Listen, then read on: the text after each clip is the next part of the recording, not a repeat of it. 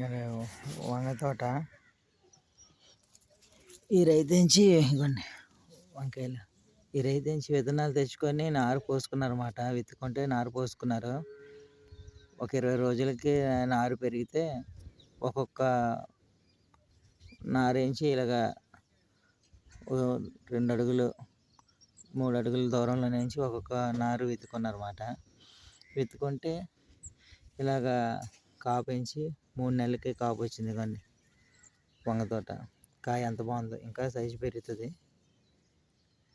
ఇలాగ వంగ తోట 3 నెలలకి విత్తనం నారు పోసుకొని 20 రోజులకి నారు పెరిగిపోయాక విత్తుకుంటే 3 నెలలకే వంకాయలు అందుబాటులోకి వస్తాయి.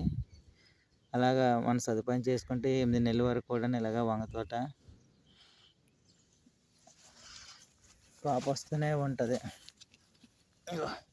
మరి ప్రతి ఒక్కరు కూడా ఇలాగ కాయగూరల వ్యవసాయం కూడా చేసుకోవాల్సిందిగా ప్రతి ఒక్క రైతుని మరి కోరుతున్నాం. Thank you.